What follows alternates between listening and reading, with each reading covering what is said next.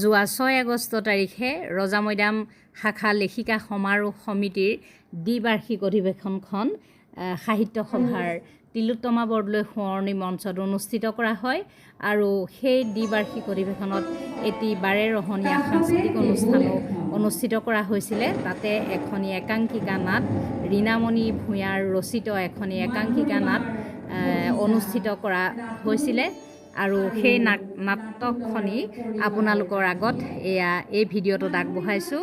এয়া আপোনালোকে চাওকচোন, ৰীণামণি ভূঞাৰ একাংকিকা নাট বিদায় যন্ত্ৰণা। এয়া আপোনালোকলৈ আগবঢ়াইছোঁ ৰীণামণি ভূঞাৰ একাংকিকা নাট বিদায় যন্ত্ৰণা। অলপ দিনৰ পৰা গাটো অলপ বেছিকৈয়ে বেয়া।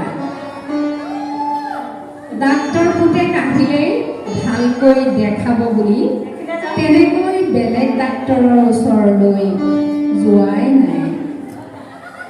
বহুদিন ধৰি পুতেকে টকা পইচাও পঠোৱা নাই। তেওঁ যেনে তেনেহে চলি আছে। প্ৰেছাৰৰ টেবলেটকেইটা ৰাতুলেই বৰমাকক আনি দিছে।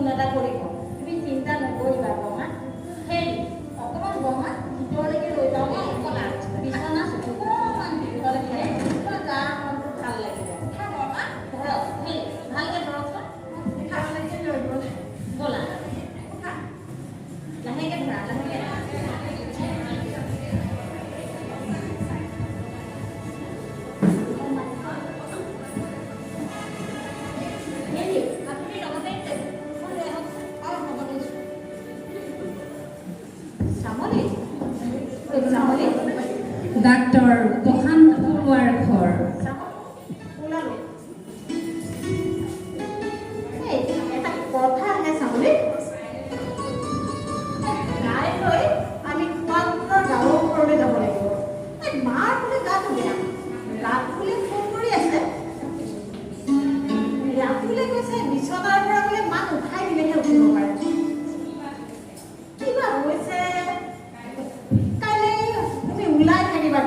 কাইলৈ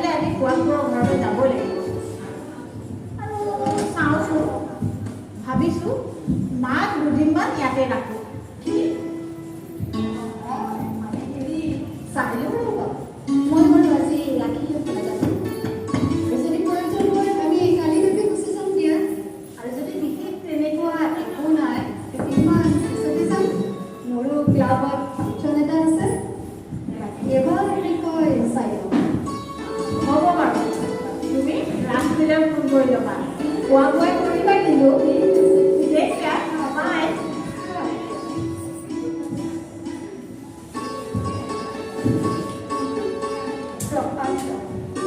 তুমি গ'লা বুলিয়ে মই কালিলৈকে গছবোৰৰ পৰা তাতে এই ঘৰ নহয় সৌৰৰ ঘৰৰ আগফাল পিছফাল গোটেই ঘৰতে বোকা পানী বাথৰুমলৈ যাবলৈ ছাতি এটা লৈ যাব সকলোতে বোকা বোকা দেই পাৰি নাপাৰি যাব বেয়া কিবা এটাতো মেনেজ কৰিবই লাগিব প্ৰথমতে ৰাখিলৈ ফোন এটা কৰি লওঁ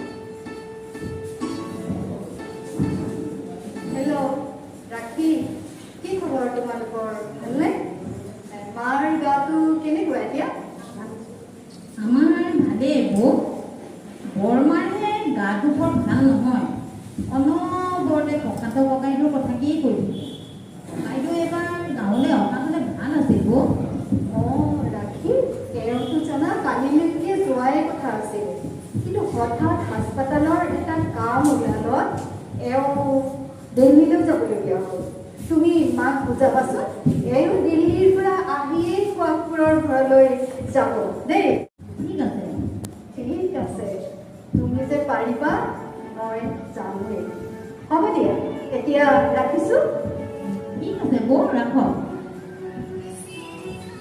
খোৱাপুৰৰটো বাৰু মেনেজ কৰিলোঁ এতিয়া এওঁৰ এছিষ্টেণ্ট প্ৰণৱলৈ ফোন এটা কৰি চাওঁ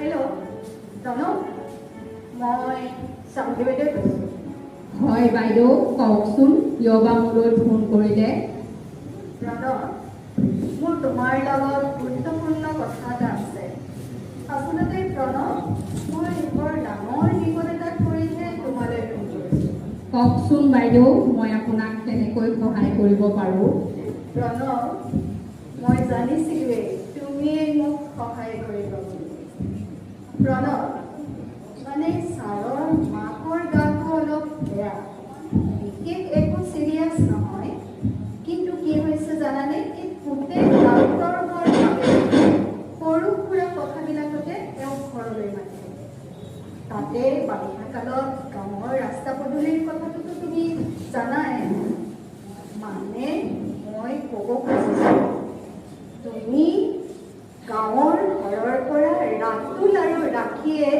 এওঁলৈ ফোন কৰিলে এওঁ বৰ্তমান দিল্লীত আছে বুলি ক'বা বুজিছানে এওঁ হাস্পাতালত ইমান দায়িত্ব তাতে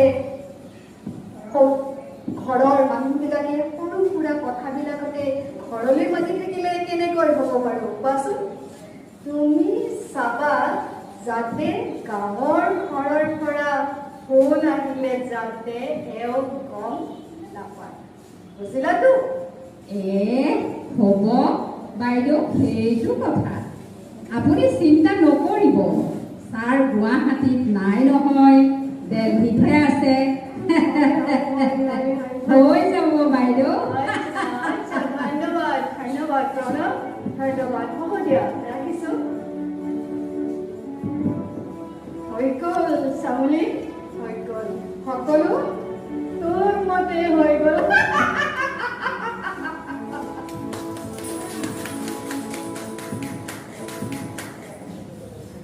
খোৱাপুৰৰ মাধুৰীমাৰ ঘৰ মাধুৰীমাৰ অসুখ অলপ বেছিয়ে হৈছেগৈ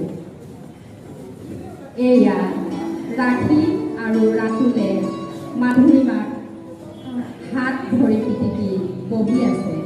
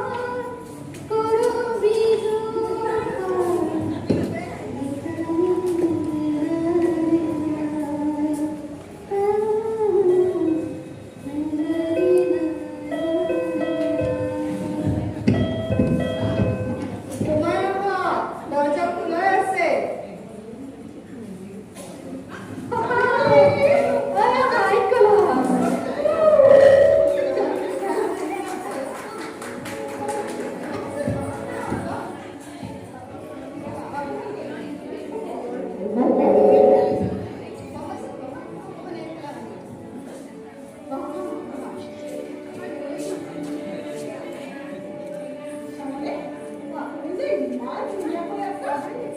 ছোৱালী, ইমান ধুনীয়াকৈ ৰাখিছা। বৰ ধুনীয়া লাগিছে তোমাৰ ঘৰখন।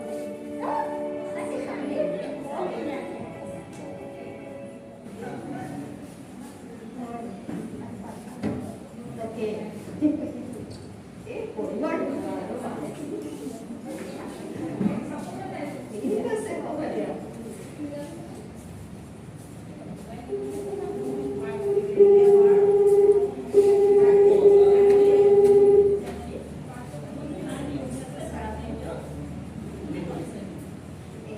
কোনেনো কৰিব আৰু এওঁ ভতিজা বোৱাৰী মানে ভাই বোৱাৰী ৰাখিয়ে কৰিছে। এওঁ মাকৰ গাটো বোলে বেয়া, এওঁ ভিতৰলৈ মাতিছিল। মই এওঁ দেলহিলৈ গ'ল বুলি কৈ দিছোঁ। আৰু প্ৰশান্ত ভাল হ'ল, আমি নগ'লেও হ'ব বুলি কৈ থৈছোঁ। তথাপিতো তাই ফোনটো কৰিবলৈ এৰি দিয়া নাই নহয়, জানানে?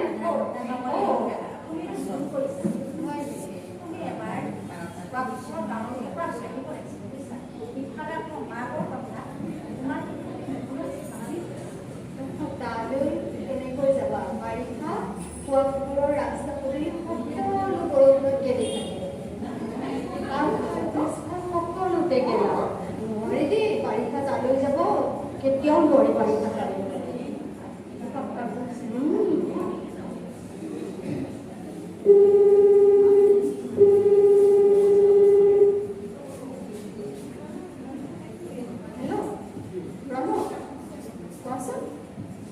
বাইদেউ, বৰ ডাঙৰ কথা এটা। ছাৰৰ মাক আজি ৰাতিপুৱা ঢুকাল। ছাৰে সকলো গম পালে। এতিয়া আপুনি কি কৰিব সকলো ভাবি লওক। ছাৰ ঘৰলৈ যাবলৈ এয়া গাড়ী ষ্টাৰ্ট দিছে। মই ৰাখিছোঁ বাইদেউ।